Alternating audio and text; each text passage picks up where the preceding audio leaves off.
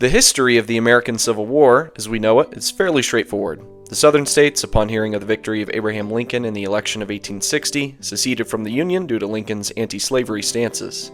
Federal forces who occupied Fort Sumter in Charleston, South Carolina, were fired upon, prompting Lincoln to issue the call for volunteers and officially beginning hostilities. Initially, the South was doing very well in the war. With victories in First Manassas, Fredericksburg, and Chancellorsville, things early on looked exceedingly well for them.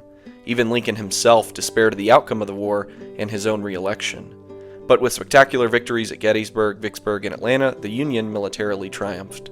In April 1865, General Robert E. Lee famously surrendered to Ulysses S. Grant at Appomattox Courthouse.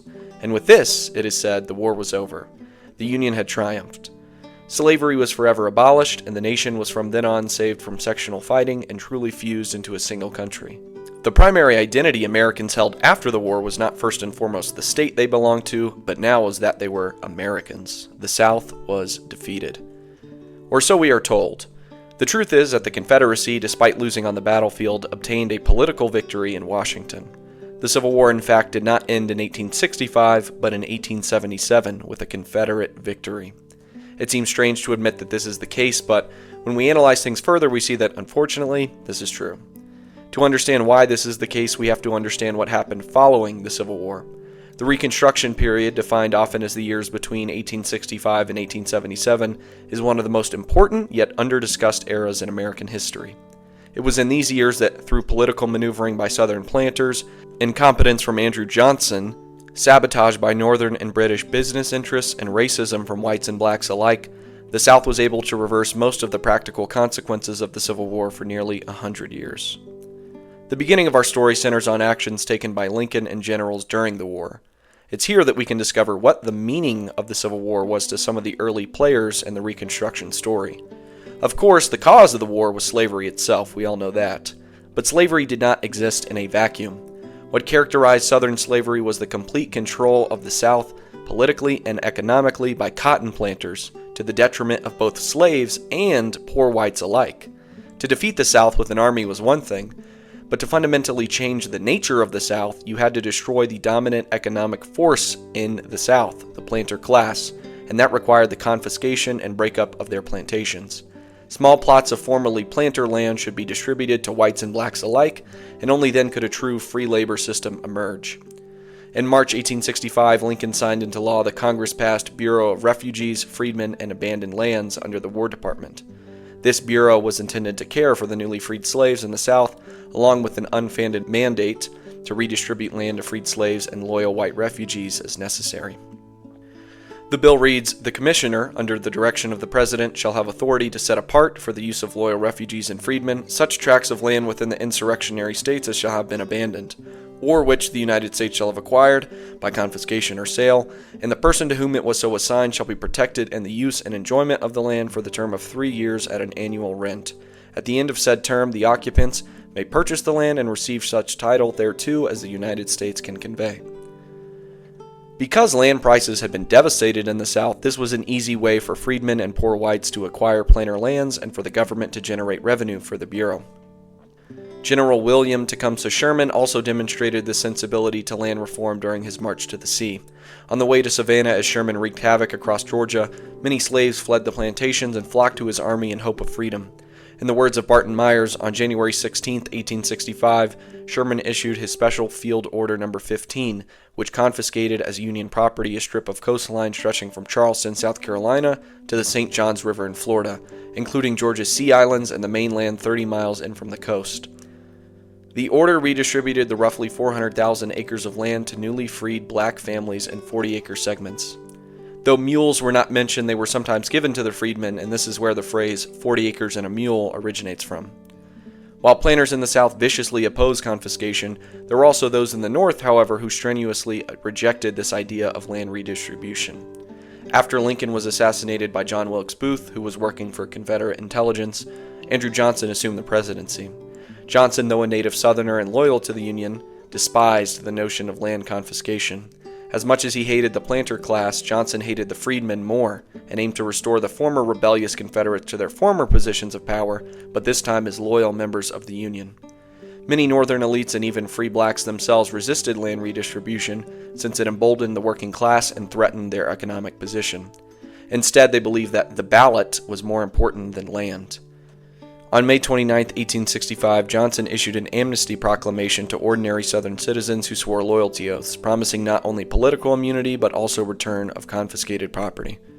In the words of Eric Foner, President Johnson during the summer and fall of 1865 issued a rash of special pardons, restoring the property of former Confederates. Johnson's actions threw into question the status of confiscated and abandoned land, including the Sherman Reservation. Not only did Johnson pardon many in the planter class, but as commander-in-chief, he was allowed to appoint and dismiss the provisional governors of the southern states.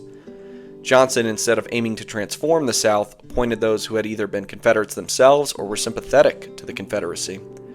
Eric Foner states, rather than fill these positions with unconditional Union men, the governors used patronage to attract the support of a portion of the South's antebellum and Confederate political leadership. In other words, it was business as usual. As a consequence of the restoration of the planter class, the freedmen were put back into virtual slavery. Freed slaves were coerced into signing labor contracts. The children of the freedmen could be taken and bonded out to labor as apprentices without the parents' consent, and the entire legal and police system was staffed by those who sought to keep them down and put them in their place. Many states enacted vagrancy laws, and according to Foner, vagrancy meant a crime whose definition included the idle, disorderly, and those who misspend what they earn and could be punished by fines or involuntary plantation labor. Other criminal offenses included insulting gestures or language, malicious mischiefs, and preaching the gospel without a license. These abuses inevitably caused outrage in the North. As Northern Republicans held a virtual monopoly on political power due to the absence of Southern congressmen, Congress was prepared to act. It passed in 1866 two bills, one strengthening the Freedmen's Bureau, which was often the only source for economic help and justice in a planter-dominated South, and the other a civil rights bill, which defined freedmen as citizens and ensured their full and equal benefit of all laws and proceedings for the security of person and property. Congress was shocked when President Johnson vetoed the bills, who decried them as bloated patronage and ultimately harmful to the freedmen themselves. This all but ensured a political war between the president and his supporters and the radical Republicans in Congress. The fight to define what Reconstruction would actually mean for the nation was now going to be hampered every step of the way by a hostile president. The lines were now drawn. On one side was the freedmen themselves, alongside poor Southern whites opposed to the planters and Northern Republicans, and they were against Southern and Northern Democrats and Northern finance, with moderates caught somewhere in the middle. The tragedy of the situation was that with Johnson vetoing any radical Republican bill, Congress would have to have a two-thirds majority to pass any legislation. With moderates unwilling or unable to sign off on more radical legislation addressing the economic situation directly, radicals would have to settle for nominal legal and political rights instead. This is all the more tragic when we learn that, in the words of Foner, some upcountry scalawags, meaning white Republicans in the South, even joined blacks in demanding a redistribution of planter land. The land issue agitated white as well as black Republicans in 1867. Where confiscation submitted to the people, claimed one Northern correspondent, a majority of both would vote for it. Congress was able to pass, however, the 14th and 15th Amendments, granting citizenship to formerly enslaved people and extending the Bill of Rights, and Liberties to them, and prohibits the federal government and states from denying the right to vote based on race, color, and previous condition of servitude. While this did not fundamentally alter the hierarchy of the South, it is a remarkable achievement nonetheless. Foner says, alone among the nations that abolished slavery in the 19th century, the United States, within a few years of emancipation, clothed its former slaves with citizenship rights equal to those of whites. On top of this, Congress passed the Reconstruction Act in 1867. The Reconstruction Act set forth the requirements for the formerly Confederate states to regain entry into the Union. To rejoin, each state had to draft a new state constitution, which would have to be approved by Congress. These constitutions had to give the freedmen the right to vote and abolish the black codes established in the years prior. The states were also required to ratify the 14th Amendment to the United States Constitution, and Congress passed this again over Johnson's vetoes. Each state eventually regained entry to the Union by 1870, and with the presence of the Union Army to ensure order, something of a revolution happened in the South. With blacks being the majority population in several Southern states, the Republican Party enjoyed a monopoly on Southern politics. Southern states sent black representatives and senators to the federal government for the first time in American history. Freed people established schools, churches, and communities seeking economic independence and education. Their newfound freedom and citizenship engendered in blacks a feeling of patriotism that has rarely been rivaled. As Foner recounts, blacks probably considered themselves more fully American than at any other time during the 19th century. Throughout Reconstruction, blacks took pride in parading on the 4th of July. Martin Delany, the father of black nationalism, found it dangerous to go into the country and speak of color without the angry rejoinder, "We don't want to hear all that, we are all one color now." But with the ascension of blacks politically and economically, and due to the myriad approaches to Reconstruction, along with an adherence to an ideology that believed the interests of labor and capital were the same, the South lacked close supervision of its affairs. In the words of David Williams, electoral supervision was so weak that the planter power structure soon found ways to control both the black vote and the vote of those whites who dared cast Republican ballots. The method they found was the Ku Klux Klan. While today we associate the Klan with white trash, it was actually, according to Foner, constituted primarily by the gentlemen of the South who aimed to restore favorable labor conditions for their plantations.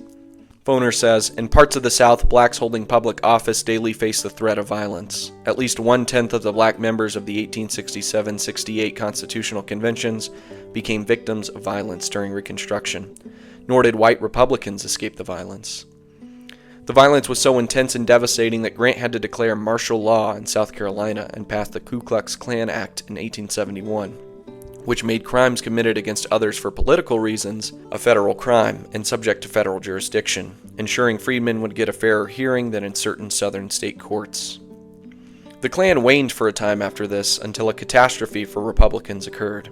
In 1873, when one of the largest banks in America, Jay Cooke and Company, who had invested heavily in railroads, found itself unable to market bonds for its railroads, it closed its doors. This sparked a series of collapses that was compounded by Grant's boneheaded economic policies with respect to interest rates and specie resumption. The ensuing economic devastation crushed the American people. They were also struggling with labor strikes and disputes in the North, which had reduced them to poverty.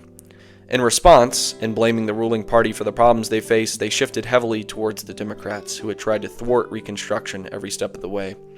Even though Grant was to be president for 4 more years, the momentum had already shifted, and Grant lost the nerve to effectively pursue radical policy with regards to Reconstruction. And this is where we begin to see the end of Reconstruction. With the election of 1876, there was a contested victor between Republican Rutherford B. Hayes and Democrat Samuel Tilden. Nothing short of a crisis arose when multiple states could not agree on their own results. The specter of another civil war hung over the nation. Hayes promised Southern Democrats in a secret meeting that he would allow them to manage their own affairs if he could have the presidency. They seem to have agreed, and eventually Hayes took office. Congress also acquiesced in the betrayal of the freedmen and scalawags due to business influence. As industrialization increased, Northern business saw that landholders could provide something much more important than black votes: access to cheap natural resources. Northerners merely had to give their former adversaries a free hand to deal with the South's labor force as they saw fit, and riches in the form of lumber, oil, and cotton would flow north. As promised, troops largely left the South in 1877, and the Jim Crow South as we know it today was born. Not until the Civil Rights Movement in the 50s and 60s would these issues again be addressed. The nation, experiencing furious conflicts between labor and capital in the North, was now focused on economic issues, and with rare exception, big business was now dominant in America. The age of the working man and independent farmer was over. As for the slave, W.E.B. Du Bois said it best.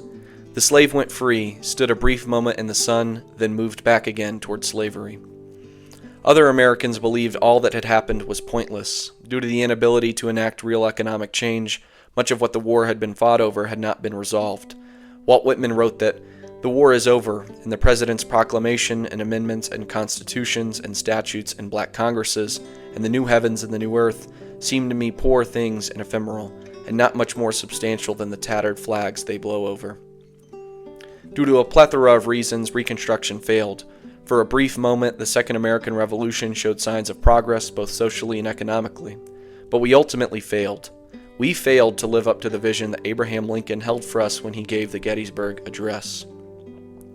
It is rather for us to be here dedicated to the great task remaining before us, that from these honored dead we take increased devotion to that cause for which they gave the last full measure of devotion, that we here highly resolve that these dead shall not have died in vain, that this nation, under God, shall have a new birth of freedom, and that government of the people, by the people, for the people, shall not perish from the earth. This video is sponsored by Arby's Meat Mountain Sandwich. Drop by your local Arby's with a loaded firearm and you'll have a good chance of receiving 2 Meat Mountain roast beef sandwiches for free. Harass the immigrant working the cash register and demand they leave the country for 15% off any large drink. Try the extra crispy curly fries with horsey sauce, the best sauce in the business, made with real horse semen. Arby's does not allow homosexuals to order the Meat Mountain sandwich, but only a homosexual would buy one, so please keep your sexual identity secret. The American Puritan denies any and all responsibility for any criminal charges you might incur.